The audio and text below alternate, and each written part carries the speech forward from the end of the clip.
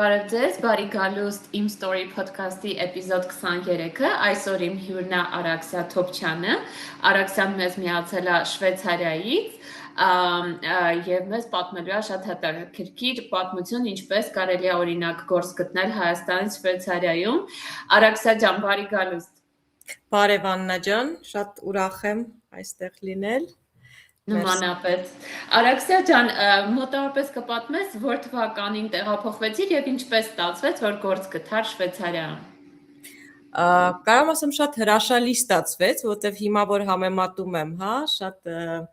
բավականին ստանդարտ ձևով ստացվեց այն անգամ գործս, պատկերացրա ուղղակի ուղարկում ես CV Հայաստանից նստած ու քեզ պատասխանում են։ Հիմա այս AI շրջանում դրա մասին էլ կխոսանք, այդպես համարյա չի լինում։ Չգիտեմ, դա լավ է, թե դա այդքան էլ լավ չի, բայց այն ժամանակ 17 թվին ու ես աշխատում եմ արդեն վաղուց ֆարմ ինդուստրիայում, ոնց որ ասած, ունեի բագաժ այդ CV-ում, Bayer-ից ես սկսեցի, այդ ժամանակ SAGML էր կոչվում, հետո տեղափոխվեցի Novartis Group, որից հետո Medial, ինքը էլի շվեյցարական ընկերություն է, այնտեղից ռեգիոնն էի ղեկավարում բժշկական մարքեթինգին ու CV-ն ինքը շատ լավն էր։ Բայց էլի շատ այն ամենակլասիկ ձևը, որ մենք գիտենք, մտնում ես сайт, Google search ես տալի, ասում ես որտեղ կա pharmaceutical marketer, healthcare marketer եւ ուղարկում ես CV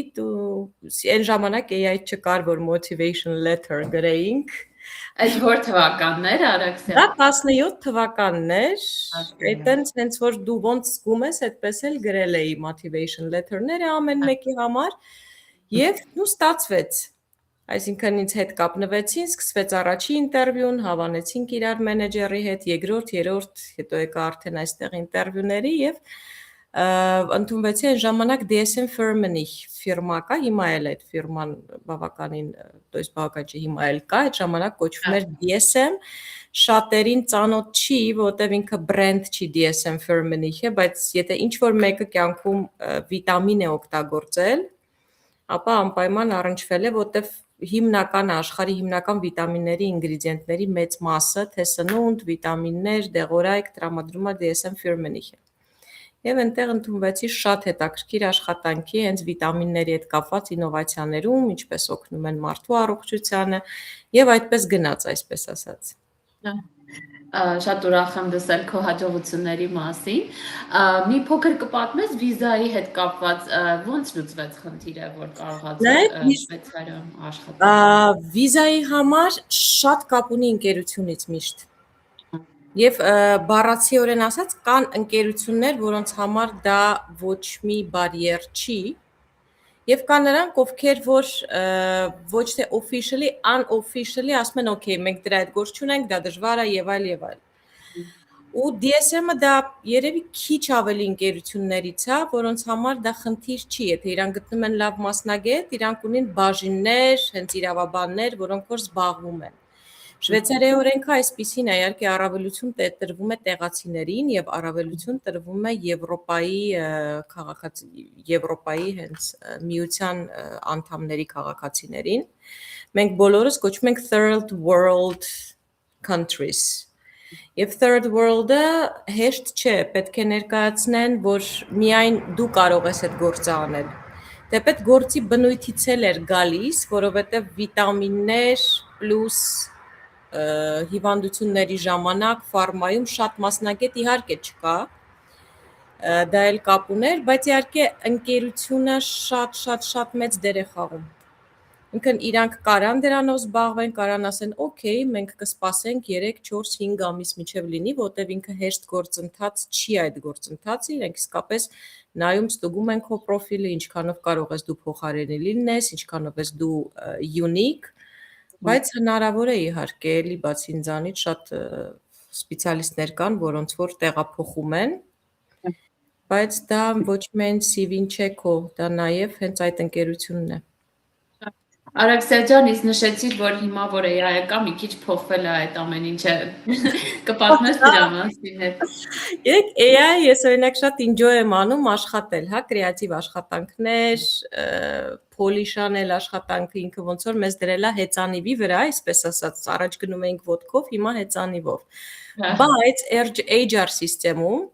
Այո։ AI-ը ինձ չի թվում, որ ինքը լավ գործ է անում եւ դա մենակ իմ կարծիքս չի։ Շատ շատերը, ովքեր որ ուզում են փոխեն աշխատանքը, ոնց որ ես էլ էի այդ պերիոդում, որ ուզում եի աշխատանքս փոխեի, որովհետեւ այդ ATS սիստեմաները, որոնք որ հիմա դրվել են, հա, կա job description ու կա քո CV-ն։ Եվ ինչքան էլ դու ֆանտաստիկ լավ CV չունենաս, եթե 80% բառակապակցությունները չեն համընկնում job description-ին, ինքը քեզ ուղղակի չի թողնի ներս, այսինքն մարդ չի տեսնա քեզ։ Եվ պատկերացրեք ինչքանով քո CV-ն կորցնում է իր unique voice ասածը։ Ես մոտավորապես երբ որ նոր աշխատանք էի փնտրում, ինձ թվում է ես ունեմ 100-ից ավելի CV-ների տեսակներ, եւ իրանց նայում ես, հա, մարքետոլոգի աչքով ինքը քեզ դուր չի գալի, որտեվ ինքը խուճուճ է։ Ուզես չուզես, որտեվ ուրիշի լեքսիկոնը դու դնում ես ինչ որ կոնտեքստի մեջ, որը քո մոտ է, հարմարացնում ես ու այդ առումով այստեղ շատ շատերն են համաձայնվում, իրար գրում ենք, օգնում ենք ինչ որ մի ձևի ու տենց որոշում կա, այսպես ասած կոնսենսուս է, հա, մասնագետների մեջ, որ պետք է ունենաս երկու CV-ի տեսակ, մեկը այդ խուճուճը, որը որ ATS սիստեմայով է անցնում, եւ մյուսը քո իրականը, որը որ նորմալ, կոկլիկ, համառոտ, որտեղ ATS սիստեման չի թողնում դու համառոտ լինես, ուզես չուզես, խցկում ես բառերը մեջը։ Դրա համար հա, այսինքն շատ ինձ թվում է այդ ֆիդբեքը կա նաև այդ developer-ների աշխարհում, այդ պահը պետք է փոխվի ինչ որ մի ձև։ Պարզա հիմա ասենք մեկ աշխատանքի վրա ստանում են ընկերությունները 2-300-ից ավել CV-ներ, աշխարհը ոնց որ բացվել, մեծացել է բոլորի առաջ, առաջվա նման չի, բայց պետք է մտածել ինչ որ մի ձև, որ դա տեղի չունենա, հա, որտեղ վերջերս ֆանտաստիկ լավ աշխատող կար, որին ես օգնեցի դասավորվել, բայց ինքն էլ այդ տենց ընտիր CV-ին 30 տարի աշխատելով medical affairs-ներում ու չէր անցնում։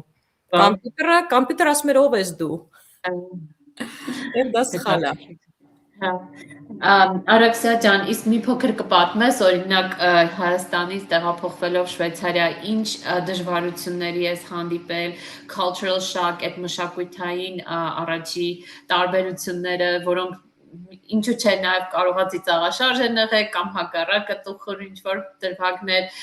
կպատմես ինչպես ես հարմարվել։ Ну, կարելի է ասել հարմարվել ենք բավականին լավ, որտեվ միջև այդ արդեն աշխատում էի Շվեյցարիայի հետ։ Cultural shock-ը իհարկե լավ, շատ պոզիտիվ cultural shock-ը Շվեյցարիայում բոլորի մոտ ովքեր գալիս են, ամեն ինչը կազմակերպված է շատ լավ։ Եվ եթե հանկարծ դու ինչ որ անկազմակերպ ես եղել քո անցյալ կյանքում, դու դառնում ես կազմակերպված։ Այդ պոզիտիվ cultural shock-ը կա, դու չես էլ հասկանում այդ սիստեման ոնց է մեկը մյուսի հետևից առանց խափանումների լավ աշխատում։ Որ ասեմ շատերին լսել եմ օրինակ Գերմանիայից, Ֆրանսիայից այդ բյուրոկրատիայից միշտ բողոքում են։ Ճիշտ է, այնպես չի, որ այստեղ չկա, բայց բավականին խելքին մոտ բյուրոկրատիայի աստիճան է։ Հետո ինչի cultural shock-ը շատ մեծ չի Շվեյցարիայում, չգիտեմ, կարող է մարդիկ կան ասեն շատ մեծ է, իրանք մի քիչ շատ հանգիստ են, մենք մի քիչ շատ Mediterranean ենք, այդ կա, այդ բոլորս գիտենք, ասենք, բայց մենակ մենք չենք, մենք ենք իտալացիներ, հույներ, իսպանացիներ, նույն տեմպերամենտով մարդիկ ու անգլոսաքսերը։ Դա մենակ Շվեյցարիա չի, այստեղ չնայած անգլոսաքսերը չեն, մի քիչ ավելի հյուսիսային, կարելի ասել այդ ժողովուրդն է, այդ բախումը ամենտեղ նույնն է։ Իրանք մի քիչ հանգիստ, ավելի քառակուսի, մենք մի քիչ էմոցիոնալ ու ավելի կրեատիվ։ Այդ cultural shock-ը միշտ լինում է ու դա երևի cultural shock չի, դա ասենց իրար ավելի ոնց են ասում, дополняют друг друга։ Լրացնում են իրար։ Հա, իրար լրացնող ավելի շատ հանգամանք է։ Իսկ հայության հետ կապված օրինակ մարդիկ կան, որ կարոտում են իրենց ընկերներին, հարազատներին, քանի որ քիչ է լինում հայությունը։ Մի քիչ կպատմես, կա սփյուռք, ինչպիսին է, ջերմ են, օգնող են, թե հակառակը։ Չէ, հա, ինձ թվում է, ես էլ չեմ տեսել չօգնող սփյուռք։ Բայց մի հատ հանգամանք կա, հայությունը քիչ է։ Գալիս ես քեզ սկզբից թվում է, որ դու միակ հայն ես այս Բազելի շրջանում, Ցյուրիխում կան մի քիչ ավելի շատ հայեր եւ երկուսն էլ համ սփյուռքահայեր կան ավելի հին եկած այստեղից Եվրոպայից, համ Հայաստանից նորեկներ, մեր նման, բայց իսկական սկզբից քեզ թվում է շատ քիչ է ժողովուրդը, մի երկու մարդ ես հանդիպում, հետո արդեն մտնում ես այդ համայնքի մեջ, Երևի Ամերիկայի հետ համեմատ իհարկե քիչ է, Գերմանիայի համեմատ իհարկե քիչ է, Շվեյցարիայի հայությունը, ասես մի բուր հայությունը, ասում են օֆիցիալ 4000 հոգի ենք, բայց էլի համայնքը ունի իր իվենթները տարին մեկ, ասենք ամիսը մեկ չէ, կա ինչ որ չափով դասավորված հայերեն սովորացնելու դպրոց, չեմ ուզում ասեմ հայկական դպրոց, Կիրակի օրը կա տեղ, որտեղ որ կան դասատուներ հայերենի, երեխաներին այդ culture-ը, հայերենը, եթե երեխան փոքր է ու եկել է այստեղ չի ուզում մեծանա, կարելի է դա հանգիստ կազմակերպել։ Ցյուրիխում ունենք նաև ազգագրական պարեր, բավականին հաջողակ խմբակ է, որը միացնում է հենց այս սփյուռքահայերին եւ Հայաստանից եկածներին։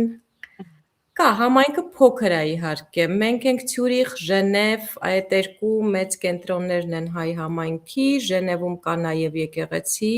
շատ ուզում ենք, որ Ցյուրիխում է լինի, բոլոր հայերն են ուզում, հուսանք, որ կստացվի, որ տարիներ հետո ունենանք։ Արաքսիա ջան, իսկ օրինակ Շվեյցարիայում, եթե ենթադրենք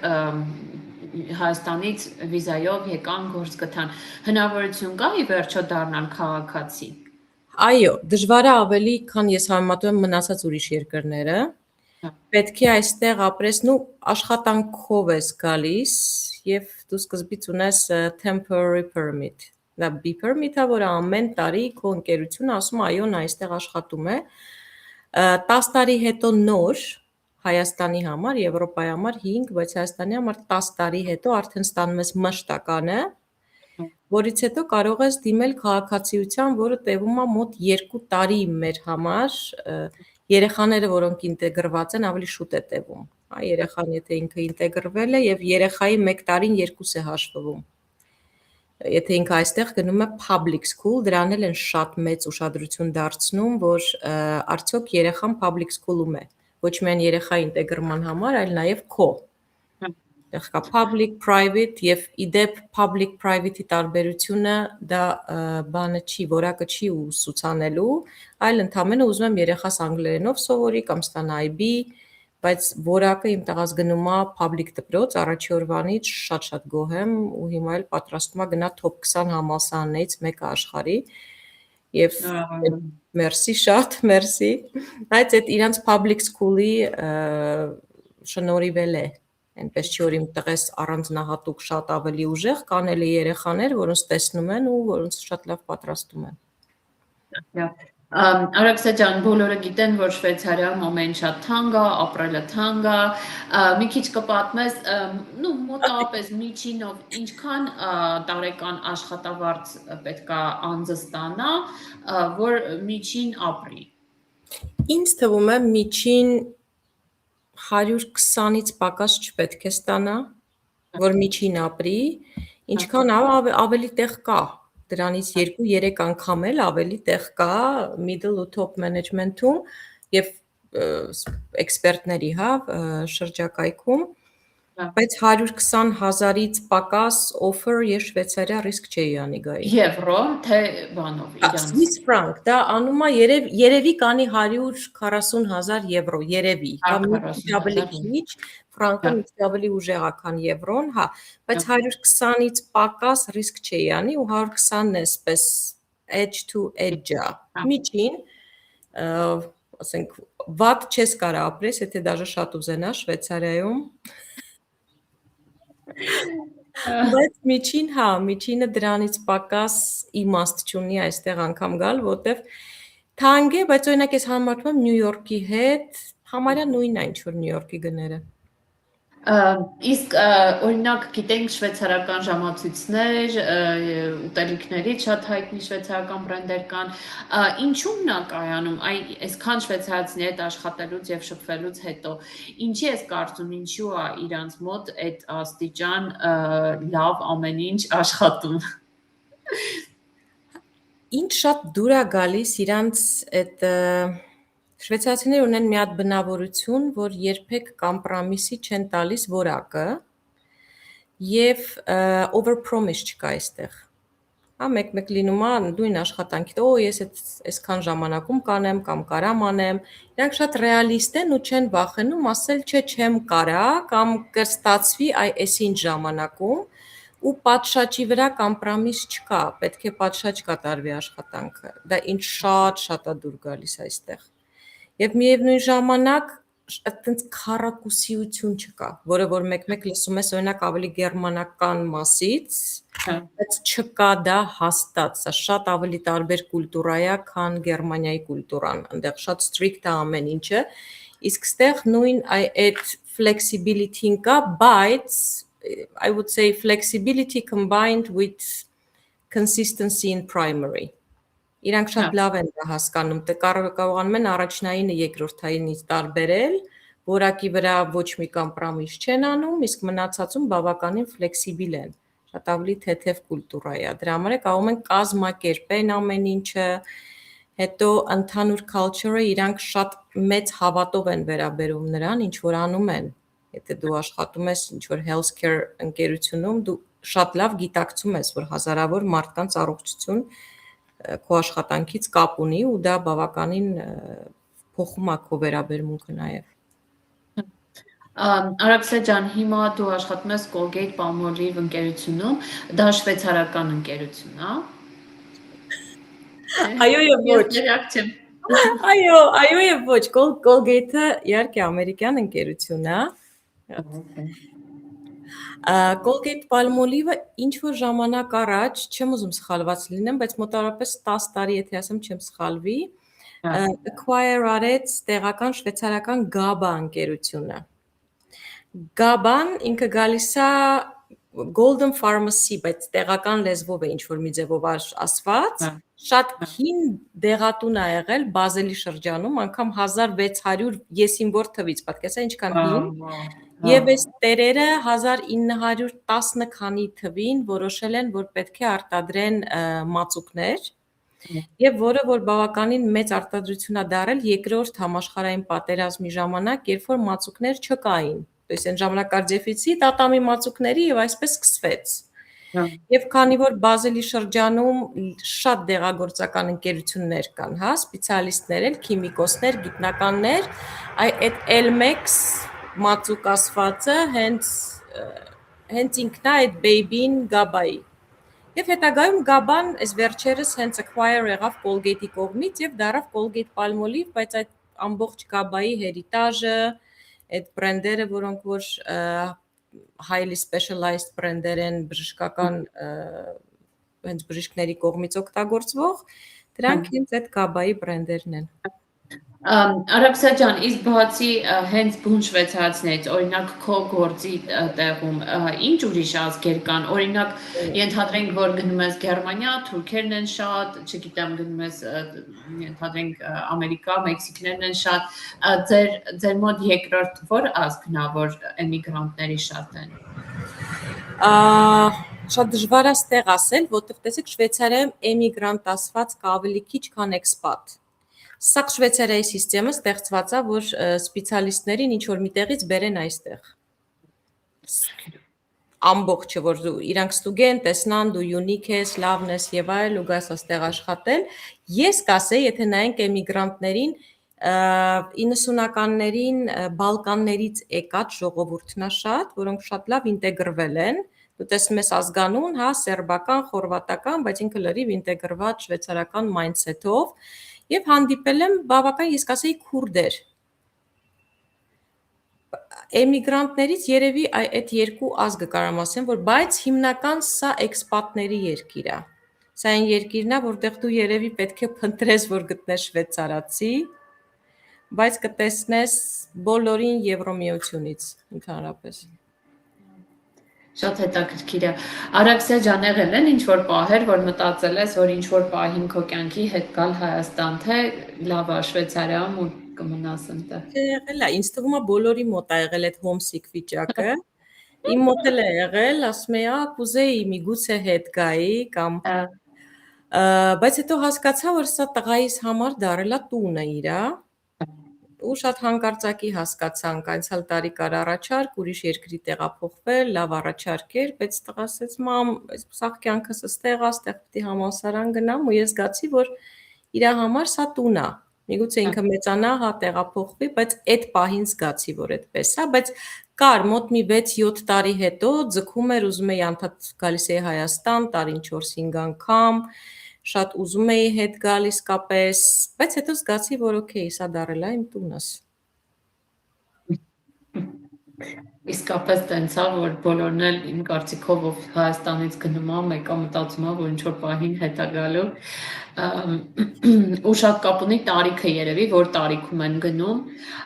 Մարդիկ կան, որոնք շատ ջահել տարիքում են գնացել ու էլ հետ չեն ուզում գան, բայց այն մարդիկ, ովքեր ավելի մեծ տարիքում են գնում, իրանք ավելի դժվար են հարմարվում ու միշտ մտածում են հետ գան։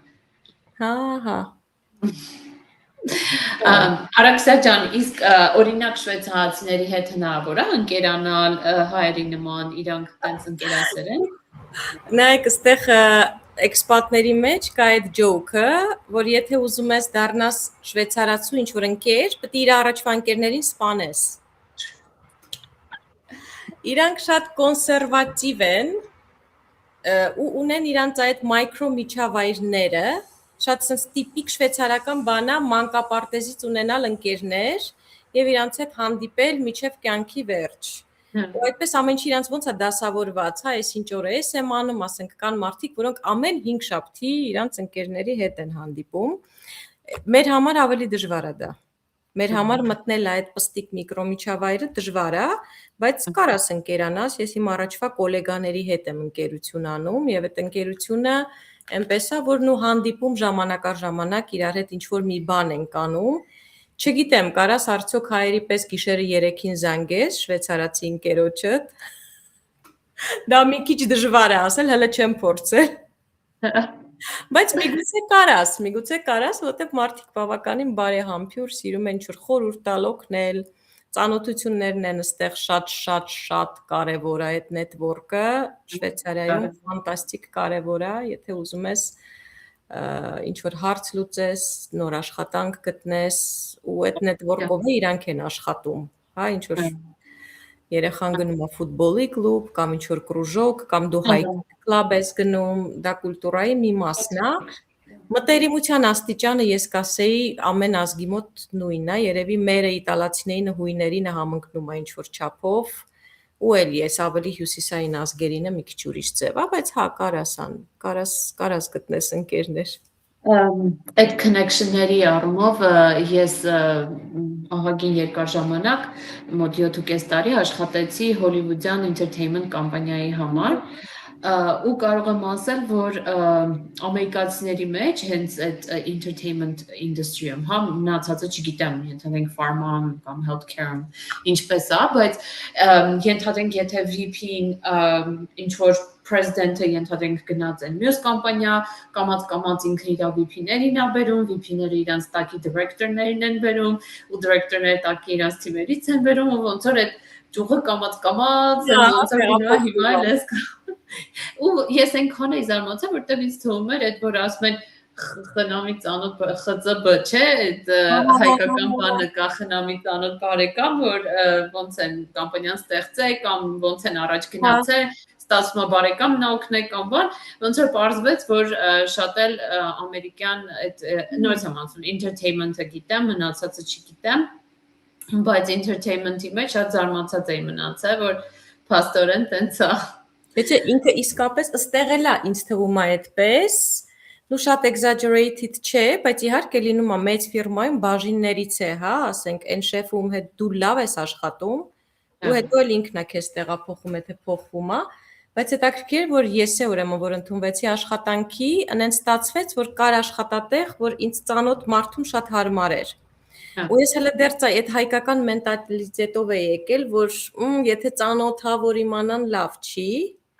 ու կիսվեցի ընկերուհուս հետ, որը տեղացի է, շվեյցարացի, ասացի ինքը իսկականին սազում է այս գործին, բայց ոնց ասեմ, բայց ինչի չես ասում։ Ասում հա, բայց որ մտածեն ծանոթ, հա, ասում բայց քեզ դրա համար 2000 ֆրանկ կտան։ Referral fee-ն չէ, անգլերեն։ Հա, այդ referral fee-ն է, որ դու ինչ-որ մարդ ես բերում։ Դրա համար միգուցե այդ ինչ-որ մի հատ պահերից է, որ նենց կուզեի մեր հայկական մենտալիտետում դա փոխվեր։ Որտեղ որ միշտ ասում ենք ծանոթ, մեր համար դա վատ է, ռուսերեն կա բլատ, հա, по блату։ ու անպայման պետք է լինի ինչ-որ մեկը, որը совсем արժան չի դրան, բայց իրան բերել են Բայց այդտեղ։ իրան բերել են, Դա պետք է փոխվի, որտեվ в итоге դու ինչ-որ աշխատանք պետք է անես, աշխատանքը պետք է առաջ գնա։ Այո։ Այդ մեր մոտ պետք է փոխվի իհարկե, որ կարողանանք հանգիստ ծանոթներով իրար գործի ընդունենք ու Արաքսիա ջան, ձեր գործի տեղը օրինակ ինչ լեզվով եք իրար հետ խոսում կամ աշխատանքը ինչ լեզվով է։ Ամեն ինչ անգլերեն։ Colgate-ը ամերիկյան կամպանիա է, դրա հետ կապված թե ընդհանուր Շվեյցարիայում տենց է։ Չէ, Novartis, Roche, DSM շվեյցարական ընկերություններ են, անգլերեն, որտեվ էքսպատները շատ են։ Օրինակ առաջվա հիմա ես չգիտեմ Colgate-ում ինչպես է ստատիստիկան, DSM-ում մի պահ 20% շվեյցարացի կար։ Մնացած 80%-ը էքսպատներ էին, որոնք ամբողջ Եվրոպայից եւ ուրիշ տեղերից անգամ դրա համար անգլերենն է այստեղ։ Ճիշտ է դպրոցում ուրիշ ծնողներ կան, որոնք որ այդքան լավ չգիտեն անգլերեն, դա է մի քիչ խնդիր, խանութներում էլ արդեն խնդիր չի դարել։ Սկզբից մի քիչ խնդիր էր, հիմա խնդիր չի հիմնականում։ Այս դա նաև բարիեր է ստեղծում, որ շատ դժվար է լեզուն սովորել։ Եթե ուզում ես Առաջի լեզուն ֆրանսերենն էր, թե Հա, նայած, հիմա մենք ապրում ենք գերմանական մասում, մեր համար գերմաներենն է, ասենց 2 ժամ գնացք եք նստում, դառնում է ֆրանսերենը, ու տենց գնացքում էլ է փոխվում։ Սկսում է սկզբից ասել ֆրանսերեն, հետո գերմաներեն, հետո իտալերեն, հետո իրանք ունեն տեղական լեզու, ինչ որ անուն ունի, ինչ որ ռոմանիշ են ասում այդ լեզվին, այդ տենց պասպորտը տալիս են շվեյցարական 4 հատ լեզու կա վրան։ Շատ հետաքրքիր է։ Իսկ ընդհանուր առմամբ Արաքսիա ջան, ինչպես է կենցաղը, ասենք օրինակ Երևանում մարդիկ պրոբկաներից են շատ հոգնել, երթևեկությունը շատ վատ վիճակում է բան։ Շվեյցարիայում ինչպես է, օրինակ առավոտյան դուրս ես գալի տնից, ինչպես ես հասնում գործի կամ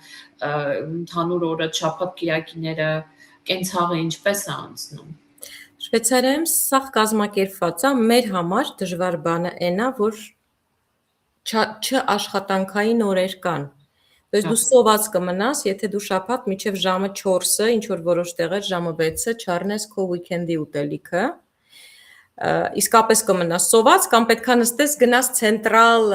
train station, այդ Central Bahnhofից այնտեղից մի բան առնես։ Այդ պետքա հաշվի առնես, նաև նայած ինչ շենքերում ես ապրում, շենքեր կան, իմ համար դա էր մի քիչ շոկ, լավ տեղ, լավ շենքեր են, բայց օրինակ քո washing machine-ը չունես։ Ինքը կամ էլ ինքը պատվալում է, որը ունի օրեր, այդ պետք է կազմակերպվես, բայց պրոբկա ասվածը համարյա չկա, կամ որոշակի պստիկ տեղեր, հա, ինչ որ օրինակ էս կողքը կատեղ, որ Գերմանիայից գալիս են աշխատողները, լիքը։ Պետք է ուղղակի իմանաս ժամը 6-ին դուրս չգաս գործից, դուրս գաս 5-ից կես ու խնդրեմ չկա, բայց օրինակ շատ մարդ կարողանում ավտո չունենա այստեղ, որովհետև դու ամենավերջի գյուղը կարող ես հասնել առանց խնդրեմի, առանց ուշացման, պոեզով եւ գնացքով եւ ավտոբուսով։ Ու դա աշխատում ասենց ընտիր։ Հա, Արաքսիա ջան, իսկ ասենք իրանք օրինակ ես տեսա Ամստերդամում, որ շատ հեծանիվ էին քշում, իրանք շվեյցարացիներն են սիրում հեծանիվ տեղը։ Հա, հոլանդացիներից մի քիչ ավելի քիչ, բայց սիրում են։ Հոլանդացիներին ոչինչ չի կանգնացնի, ասենք, լինի կարկուտ, բան իրանք կքշեն, շվեյցարացին չի քշի կարկուտի ժամանակ, բայց էլի ես մի պահ կար ամեն օր գործի տեղ հեծանիվով էի գնում ու այդ հեծանիվի տեղերը այսպես կարան արված լինեն, անպայման չի դու մտնես այդ ավտոստրադայի մեջ։ Ահա, շատ սիրում են այդ կուլտուրան։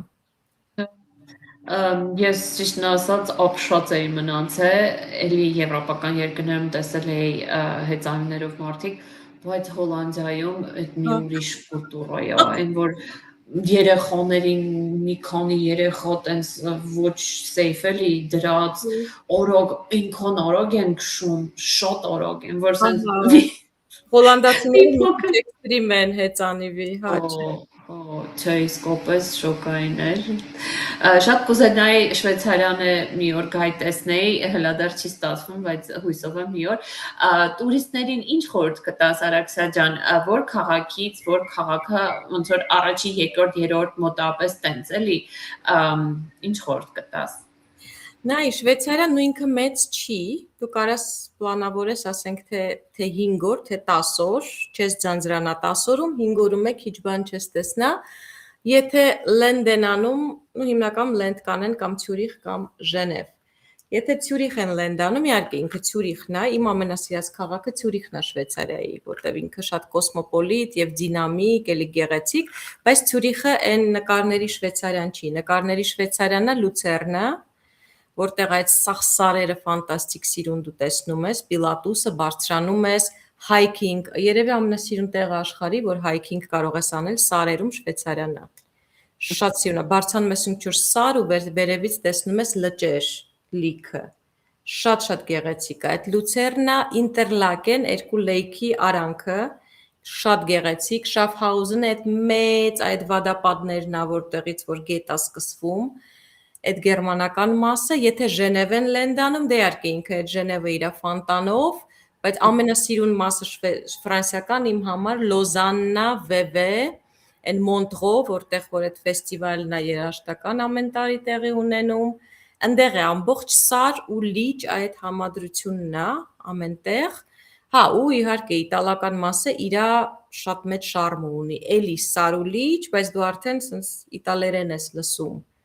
Ու այդ հավես վիճակը, հա, նստում ես գնացք ու սկսվում է ինքը գերմաներենով, հետո դու չես զգում ոնց սկսվեց ֆրանսերեն, հետո փոխում ես դարավ իտալերեն, դա շատ հավես է։ Արաքսա ջան, ինչ որ բան կա, որ բաց թողեցինք, որ կուզենայիր ավելացնել Շվեյցարիայի մասին կամ այն մարդկանց մասին, որոնք մտածում են տեղափոխվել Շվեյցարիա կամ նոր են տեղափոխվել Շվեյցարիա։ Մի բան ավելացնեմ, որ շատերի համար կլսեմ, որ Շվեյցարիան կարող է մի քիչ ձանձրալի է։ Կարող է այդպես լինի, իսկապես, օրինակ ես ապրում եմ միտեղ, որտեղ լսում եմ կաբլուկի այդ ձայները, հա, այդքան դուրսը մարդ չկա։ Բայց այնքան լավ բաներ կա դրա հետ մեկտեղ Շվեյցարիայում ապրելուց այդ ապահովությունը, որ առավոտը ժամը 7-ին 5 տարեկան երեխեքը իրար ձեռբռնած առանց մեծի գնում են դպրոց, ամեն ինչը այնպես կազմակերպված, լավ, ինձ դուր է գալի այս երկիրը շատ իսկապես, եթե ինչ-որ կասկածներ կա, հա, իրանք կբախվեն այդ մի քիչ ձանձրալի վիճակով, կա, մի քիչ որ ուրախ լինի, պետք է նստես գնաս ու գնաս կամ Փարիզ կամ Միլան կամ ինչ-որ միտեղ, բայց դա էլ ընդամենը 3 ժամ է։ Դե ուզում ես իսկապես ինչ-որ night life, տենց դինամիկա, բան, բայց մեծ քաղաքներն էլ բավականին հավես լավ, այսինքն առօրյայի համար էլ ապահովության համար, շատ լավ տեղ է, եթե ուզում ես աշխատանքիդ վրա իսկապես ֆոկուս լինես, ոչ մի բան քեզ այս կոմենկոմ չի տանում, էլի։ Դեռ հույսով եմ, որ ես կարողանամ գամ մի օր վիզիտի։ Շատ շնորհակալություն Արաքսա ջան, որ քո զբաղված գրաֆիկի մեջ կարողացար մեզ հարմարացնել սկիզբես Շվեյցարիայի փորձով, ինչպես գտնել աշխատանք, ինչպես ապրել, հետաքրքիր պատմություններ։ Շատ շնորհակալություն։ Մերսի Աննա ջան։ Շատ հետաքրքրական խոսալուց ես էլ սկսեցի ինչ-որ մի բաներ հասկանալ, ինչպես են իրանք։ Իսկ մեր լսողներն եթե դեռ subscribe չեն եղել, խնդրում եմ subscribe եղեք մեր YouTube-յան channel-ին, որ մյուս էլի շատ հետաքրքիր էպիզոդները բաց չթողեք։ Այսօր այսքանը։ Շնորհակալություն։ Ստեսություն։